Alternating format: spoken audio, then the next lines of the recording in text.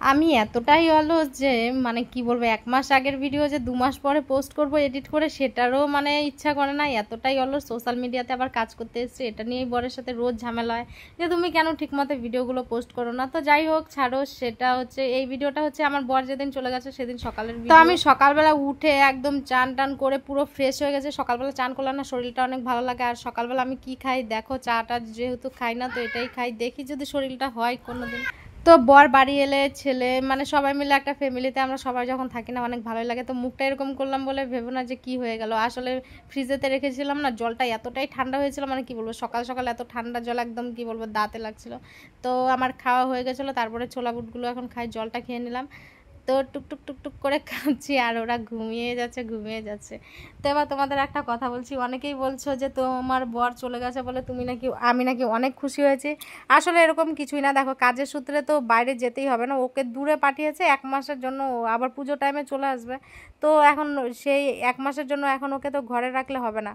হ্যাঁ, আমি হয়তো সোশ্যাল মিডিয়া থেকে যা টাকা ইনকাম করছি সেটা দিয়ে আমাদের চলে যাবে। আমি যদি চাই আমার বরকে বাড়িতে রেখে দিতে কি আমি পারবো, কিন্তু আমি চাই না যে আমার বরকে কেউ বলুক যে বউয়ের টাকায় খাচ্ছে। বা আমারও কোনো সময় হয়তো ঝগড়াঝাটির মাধ্যমে বলেও দিতে পারি যে তুমি বাড়িতে থাকো, হয় না, মুখ ফুসকে কত কথায় বেরিয়ে যায়। তো আমি ওকে বলেছি নিজের টাকা তোমার যেটা ইনকাম তুমি সেটা করো, তোমার কাজ তুমি করো, আমার কাজ আমি করি, ওটা নিয়ে কোনো সমস্যা নেই। সংসার দুজনে মিলে সংসার করব, সেটাই হচ্ছে অনেক আনন্দ ফুর্তিতে থাকা যায়, অনেক সুখে শান্তিতে থাকা যায়। তো আর কি, ছেলে এদিকে দেখো ঘুমোচ্ছে কোথায়।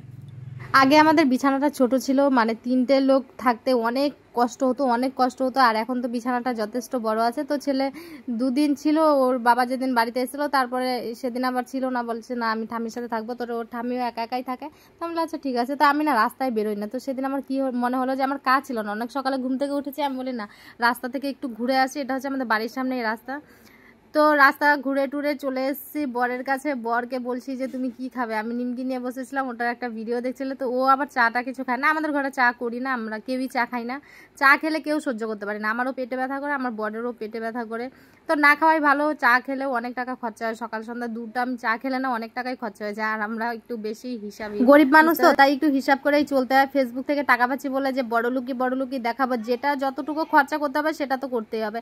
তো এদিকে ছেলেও ঘুম থেকে উঠেছে, ছেলে ঘুম থেকে উঠে বসেছে এই মোবাইলটা দিয়ে, ও গেম খেলছিল। আমিও আবার গাল দিয়েছিলাম, আমি বলে খেয়ে দে। ও বলছে না চুলকাতে যাবো, চুলগুলো অনেকটাই বড় হয়ে গেছিলো তো চুলকাতে যাবে। তা আমি খেয়ে নিলাম, ওরা আবার খাচ্ছে না, বললো কি না আমরা খাবো না।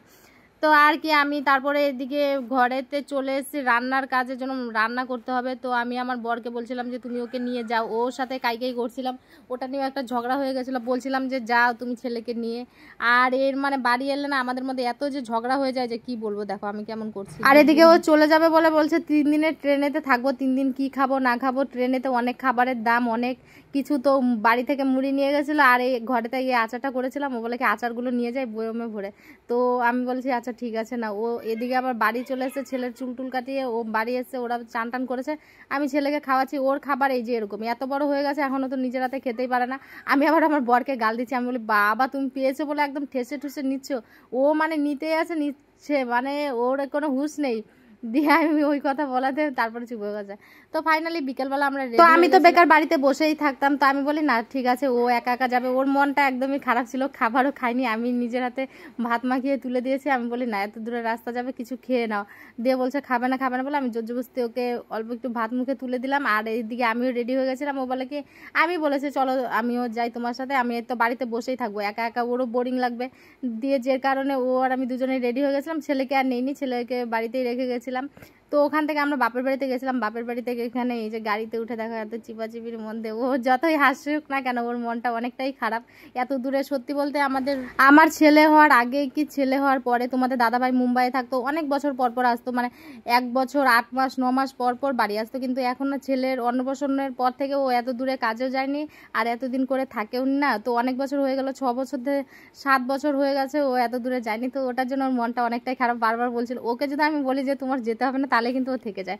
আমি বলি না, ওই সব কথা বলে ওর মন ভাঙানোর কোনো দরকার নেই, তো কাজ করছে কাজের মতো করুক। তো এই দেখো গল্প করতে করতে চলে এলাম আমাদের আলিপুরদুয়ার স্টেশনে। অনেকে জানতে চেয়েছিলেন না যে তোমাদের বাড়িটা কোথায়। আমাদের বাড়িটা হচ্ছে আলিপুরদুয়ারে। আমি অনেক ভিডিওতে বলি যে আমাদের বাড়ি হচ্ছে আলিপুরদুয়ারে। আলিপুরদুয়ারে কে কে আলিপুরদুয়ার চেনো অবশ্যই কমেন্ট করে বলো, আর কে কোথা থেকে ভিডিওটা দেখছো অবশ্যই একটু কমেন্ট করে বলো। তো সেখানে আমরা তার মাঝখানে অনেক কাজ করে এসেছি। তারপরে টিকিটের জন্য তোমাদের দাদাভাই মানে অ্যাডভান্স টিকিট আগে থেকে টিকিট হয়নি, তো ওখানে এসে একটা রিজার্ভেশন করে নিয়ে আসে। আমি বলে জেনারেলে তো যাওয়াই যাবে না, 3 দিনের রাস্তা, এত কষ্ট হয়। আর এসির টিকিট পাচ্ছিল না। আমি বলেছি টাকা নিয়ে টেনশন নেই, তুমি এসিতেই যাও। তো এসির টিকিট পাচ্ছিলই না, রিজার্ভেশনও পাচ্ছিল না। আর ওখানে দেখো আমি স্টেশনে ঢুকতে এই একটা দিদিভাইয়ের সাথে দেখা হয়ে গেছে, আমাকে দেখে এত খুশি হয়েছিল। তো ওরা এসেছিলো ডুয়াসকন্যাতে সেদিন, মানে কি একটা প্রোগ্রাম ছিল আর কি ডুয়াসকন্যাতে। তো ওখানে এসে আমাকে দেখে ওরা এত খুশি হয়ে গেছে। আর এখানে বসে থাকতে থাকতে এই দেখো আমি যে কলকাতায় গেছিলাম এটাও তোমাদের দাদাভাই টিকিট করে দিয়েছিল। বুঝতে পেরেছো? যারা যারা বলছিলে না যে বর চলে যেতে না যেতেই ঘুরতে বেরিয়ে গেছো হেন তেন কত কিছু, আমার বর নিজেই টিকিট করে দিয়েছিল। তো আসার রিটার্ন আমি বলে যাওয়ার সময় আমি যেতে পারবো কিন্তু আসার টিকিটটা করে দিও, বলে আচ্ছা ঠিক আছে। ওখানে বসে ভাইকে নিয়ে গেছিলাম, ভাইয়ের আর আমার টিকিটটা করে দিয়েছিল। তারপরে আর কি আমি বলছি ঠিক আছে থাকো, অন্ধকার হয়ে যাচ্ছিলো। বলে ট্রেনটা অনেক লেট হয়ে গেছিলো, 6টার ট্রেন রাত 10টার দিকে এসে, মানে অনেক ঘন্টা লেট করে দিয়েছিল। আমি ওকে টাটা বাই বাই বলে সোজা স্টেশন থেকে বেরিয়ে গেলাম। ওরও মনটা খারাপ, আমি বলে আমি তো জানি যে ওর মনটা খারাপই হবে। টাটা।